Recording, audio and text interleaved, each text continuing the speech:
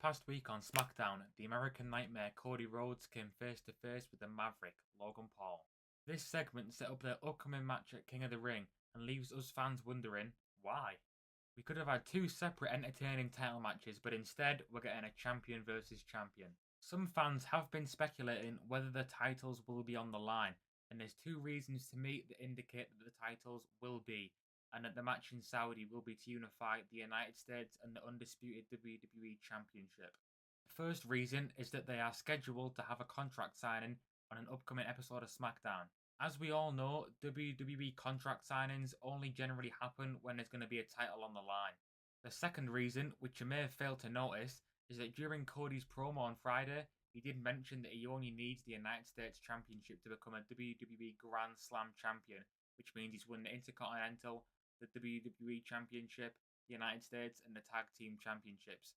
So it's only that US title that he needs to become the Grand Slam champion. And this is something that he likely would not have brought up had he not been trying to win the United States title in Saudi. Cody's short title reign has already faced vocal criticism from some fans, and this will only add fuel to the fire. I don't think any of us were particularly wanting this feud. I don't think any of us are particularly looking forward to this feud. I'm not denying that this match will be a banger. We all know the absolute clinic that both Logan Paul and Cody Rhodes will be able to put on, and the chemistry each other will have.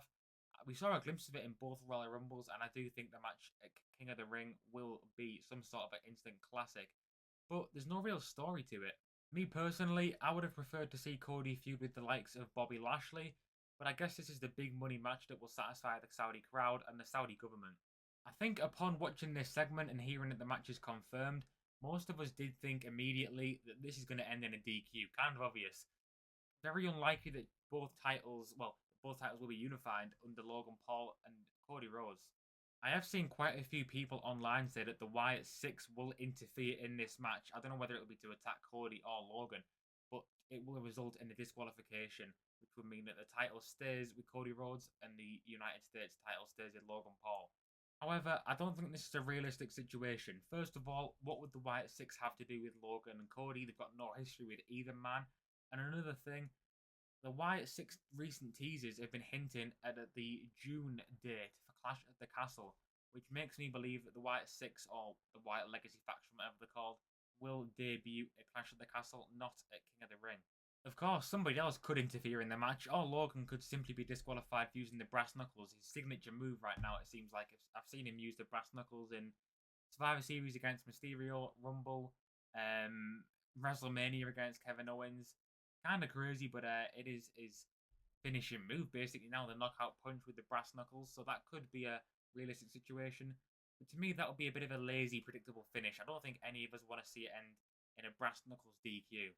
Some people said that Cody Rhodes should win, claim the United States title, become a Grand Slam champion, then, next week on SmackDown, unify both championships, combine them to bring back the old winged eagle. It would kind of make sense, the eagle on the United States flag, combined with the WWE Undisputed Championship to bring back the return of the old WWE Winged Eagle. Now, that will leave a big hole in the form of no mid-card championship on SmackDown. Now, the theory and the solution to that is to bring back the European Championship, which WWE right now has probably the best European roster that ever had. Got Drew McIntyre, Sheamus, Gunther, Ludwig Kaiser, just to name a few. They've got tons and tons of great European talent. Ilya Dragunov. I forgot to mention Ilya Dragunov. They've got tons and tons. So I wouldn't mind it, but I don't see a world where Logan Paul does not walk into SummerSlam, which is going to be in his hometown of Ohio, without that US title. He's been the poster boy of SummerSlam. He's been on all the advertisements. So I really do think Logan Paul will be going into that looking really strong with the United States title set around his waist. To me, it seems like WWE are digging themselves into a very much unnecessary hole with this one.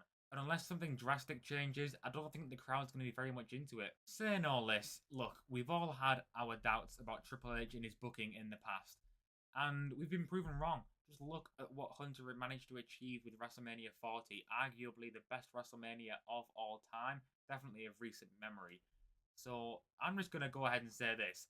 I'm making this video and voicing my opinion. I could be looking at it in a month and looking back and thinking, what an idiot I was to once again doubt the game. The mastermind, the cerebral booker, you could say.